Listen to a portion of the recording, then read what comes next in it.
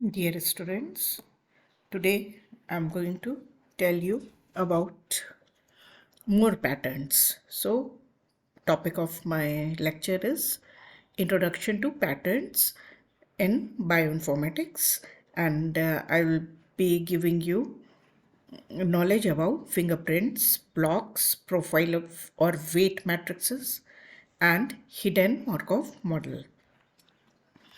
So, fingerprints. What are fingerprints? In sequence alignment of a family, we get more than one conserved regions, which is the characteristics of the aligned family. It is wise to use more than one conserved motifs to identify a family of proteins, and many or all these conserved motifs together make an identity which is known as signature or fingerprint. Now, what is motif?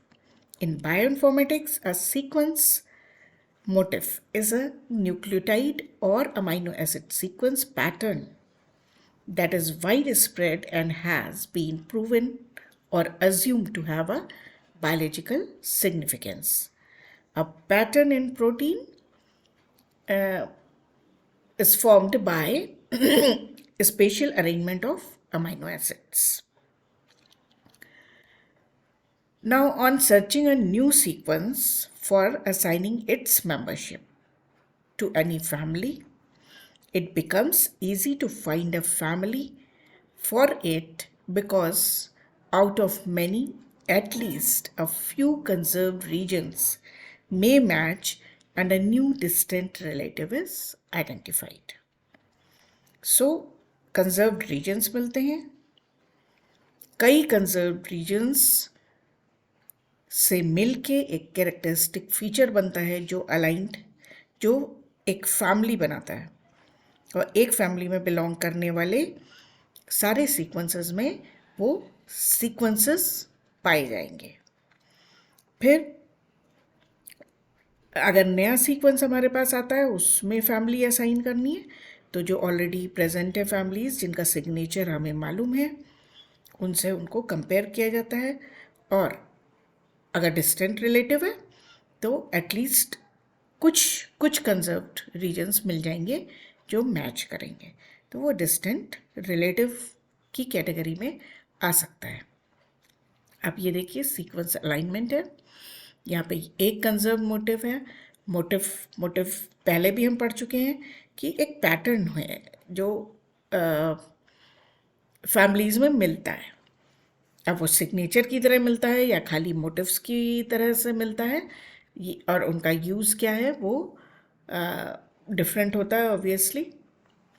सो यहाँ पे हम fingerprints की बात कर रहे हैं, पूरे signature की बात कर रहे हैं. तो motif 1, motif 2, motif 3 conserved regions से मिलके एक सिग्नेचर बनता है. अब अगर बीच के हटा दिए जाए सीक्वेंस के हिस्से तो ये तीनों मिल गए. अब सिग्नेचर जो होगा उसमें इनका क्या डिस्टेंस है, करेक्ट स्पेसिंग है, और करेक्ट ऑर्डर भी होना चाहिए फिंगरप्रिंट सिग्नेचर कहने के लिए. So this is how fingerprints are found out in new families, और जो ऑलरेडी फाउंड आउट है वो फैमिलीज़ को असाइन है और उनसे वो डेटाबेसेस में रखे गए हैं और उनसे नए सीक्वेंसेस को कंपेयर किया जा सकता है. In this method, conserved motifs from aligned sequences are selected and matrices are made from them. Such frequency matrices contain the knowledge of frequency of every residue at each position. यहाँ पे residues की frequency देखी जाती है कि for example किस position पे glycine आया है तो वो हर सीक्वेंस में आ रहा है, तो कितनी बार आ रहा है. अगर 100 सीक्वेंसेस कंपेयर किए जा रहे हैं तो 100 में से कितनी बार एक पर्टिकुलर पोजीशन पे ग्लाइसिन आ रहा है, इसको देखा जाता है. तो इससे एक मैट्रिक्स बनता है हर रेजिड्यू का किस पोजीशन पे क्या है. But these are unweighted scoring system है, और अनवेटेड इसलिए है क्योंकि no additional score is added due to mutation और substitution. This is also known as set of frequency matrices. Now, iterative process is a method to finding new and important motifs by repeated searching a database, repeated till new information can be searched. Iterative process हम पहले देख चुके हैं पहले के lessons में. तो माने कि लूप बना होता है, वो बार बार उन्हीं सीक्वेंसेस में फर्दर सिमिलैरिटी या आइडेंटिटी ढूंढने के प्रोसेस को इटरेटिव प्रोसेस कहते हैं. जब तक कि नया कुछ मिलना बंद हो जाए तब तक ये प्रोसेस रिपीट होता है और इस चीज़ को सिग्नेचर ढूंढने में यूज़ किया जाता है इस मेथड को. This method increases the efficiency of search by fingerprint. To further improve the search for relationship among sequences, distance and order of conserved motifs are taken into account.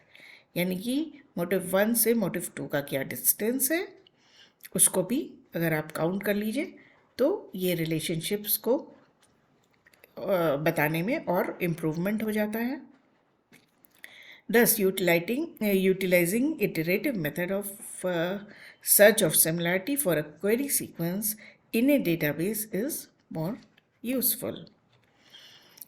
किस database में फिर ये information जो भी निकाली गई है उसे किस में रखें? तो प्रिंट्स नाम की डेटाबेस में ये फिंगरप्रिंट्स रखे जाते हैं.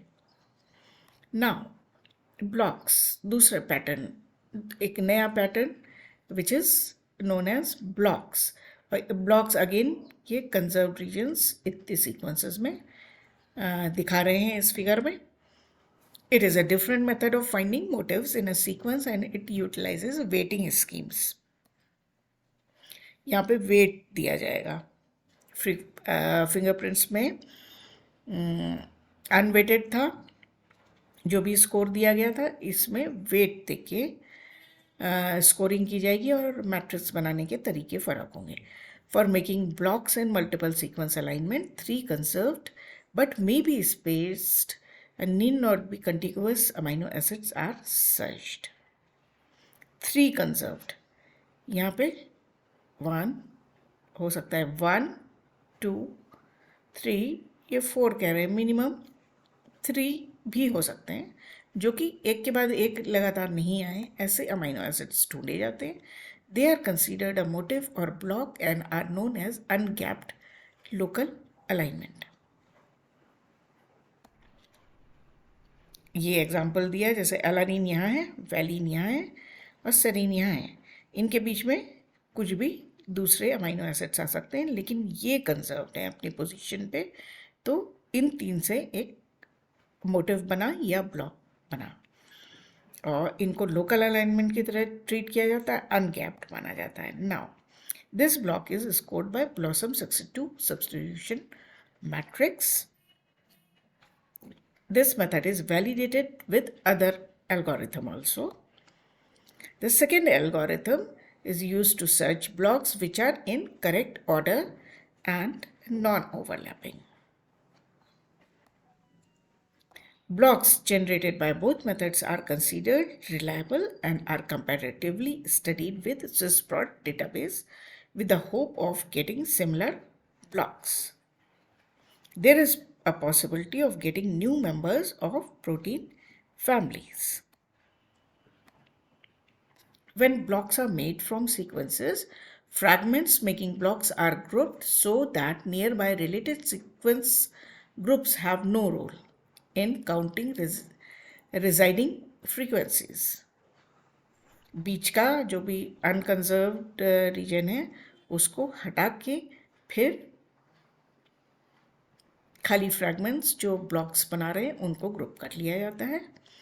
Every block is considered a single segment and every part is scored to show their close relationships. High score shows close relationships that can be in terms of number or weight, while low scores show the distance. Most distant part is weighted with 100.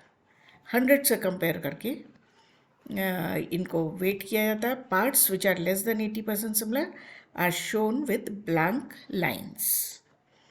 Block of members of one protein family are converted into position specific substitution matrices PSSM, and then databases are searched. Substitution matrices मैं आपको profile making के समय बताऊंगी. Now, if more than one block such as similar sequence given that distance between block is consistent with members of known families, calculation of probability is done for multiple hits. Finally, probability का calculation होता है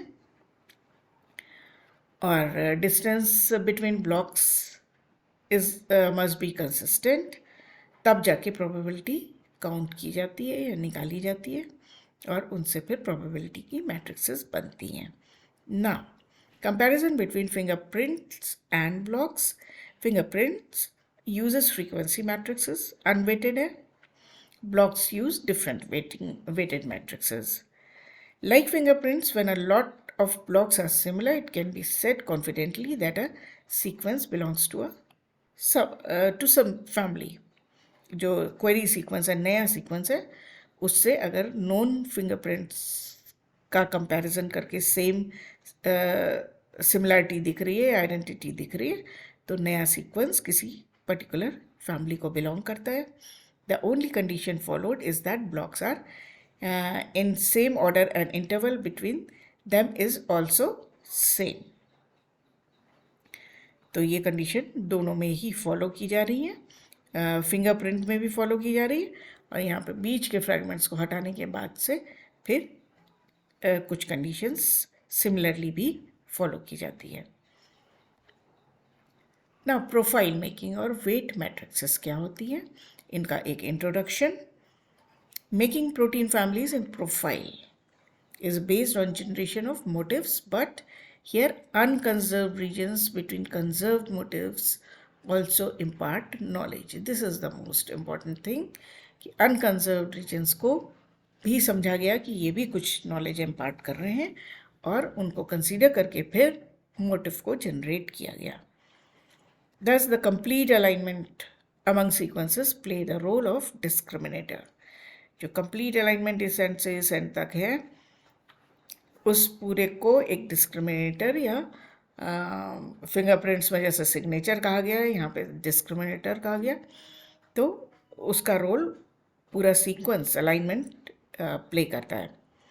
discriminator is known as, और यही discriminator profile कहलाता है. Profile is weighted, फिर उसको वे किया मतलब नंबर्स दिए जाते हैं, स्कोर किया जाता है एंड उससे क्या पता चलता है कि where a residue may be inserted or deleted, that is indels are allowed. Insertion को in हो गया, deletions को del हो गया, indels are allowed. Which type of residue may be inserted or deleted for getting alignment? इस बात का अंदाज़ा लगाया जा सकता है. Finally, most conserved regions are found out. Profiles may be known as weight matrices and are used for finding distant relatives of families having least conserved residues. तो ये इसका यूज है और unconserved regions between conserved motives से knowledge gain की जाती है. Such profiles are kept in profile databases. जो भी नॉलेज आई इस तरह से करने से उसको प्रोफाइल डेटाबेस में रखा गया. आप देख लीजिए ये क्या है, सीक्वेंस मल्टीपल सीक्वेंसेस का अलाइनमेंट है. ये 7 सीक्वेंसेस को आपस में कंपेयर किया गया है. Residue frequency at each position. आप देख लीजिए कैसे कहीं पे आइडेंटिकल भी होंगे या सिमिलर होंगे. फिर उनसे स्कोरिंग मैट्रिक्स बनाई गई और जो भी नॉलेज आती है उसको प्रोफाइल डेटाबेस में रखा जाता है. ना लास्ट पैटर्न जो कि हिडन मार्कोव मॉडल हम डिस्कस कर रहे हैं, इसको अभी हम एक्सप्लेन करते हैं. For building protein family discriminator using complete sequence alignment meaning methods are use. Profile एक मेथड था, हिडन मार्कोव मॉडल दूसरा मेथड है. Here, statistically based mathematical treatments are applied. on linear sequence to find out the match, deletion or insertion with the purpose to encode the sequence conservation within aligned families. This is how hidden Markov models are generated. Hidden Markov model is a linear chain that encodes full domain alignments and is represented by interconnecting match, insertion and delete all together. ये देखिए, ये इस तरह से एक algorithm run करती है इसमें, जिससे कि किस पोजीशन पे कौन सा रेजिड्यू होना चाहिए उसका पता लगता है. उसका मेथड डिटेल में हम नेक्स्ट लेक्चर्स में बताएंगे. फिलहाल के लिए ये इंट्रोडक्शन है. द प्रोसेस इज स्टोकेस्टिक और probabilistic. Each state of this process is connected to other state by a probability. This probability depends only on the current state of the system. PFAM database collects hidden Markov models present in a number of protein domains. यहाँ पे database किस में जाएगा? ये यहाँ की information PFAM में. And ये मल्टीपल सीक्वेंस अलाइनमेंट है. इतने सीक्वेंसेस को आपस में कंपेयर करना है by making use of this model. इसमें I जो है इंसर्ट है, M जो है मैच स्टेट है, D फॉर डिलीशन है. अब आप इसमें एरोज का अभी फॉर द टाइम बीइंग आप देखिए कि एरोज कैसे रन कर रहे हैं. ये सीक्वेंस जब इसके बाद यहाँ पे कौन सा सीक्वेंस आएगा उसके लिए इंसर्शन होना है, डिलीशन होना है, या कोई दूसरा रेजिड्यू आना है, या नया वही रेजिड्यू रिपीट होना है. ये मॉडल इसमें बताता है. और फिर इंसर्शन अपने आप में वापस इंसर्शन भी हो सकता है. डिलीशन अपने आप में फिर से डिलीशन हो सकता है. डिलीशन ने क्या किया, इसको छोड़ दिया और तीसरी मैच स्टेट में चली गई. तो इस तरह से ये बढ़ते हुए प्रोबेबिलिटी काउंट करते हुए कि इंसर्ट करें, डिलीट करें या मैच करें, ये आगे बढ़ता जाता है और एक पूरा सीक्वेंस मैच कर लिया जाता है. सो इसका प्रोसेस डिटेल में, इसका प्रोसेस मैं आपको नेक्स्ट लेक्चर्स में बताऊंगी. So these were common patterns जो कि बायोइन्फॉर्मेटिक्स में सीक्वेंस अलाइनमेंट से जनरेट किए जाते हैं और उनके नॉलेज से फिर प्रोटीन्स और न्यूक्लिक एसिड्स पे उनके बारे में इंफॉर्मेशन गेन की जाती है. So this was all for today. If you like my lecture, please like it, subscribe it and share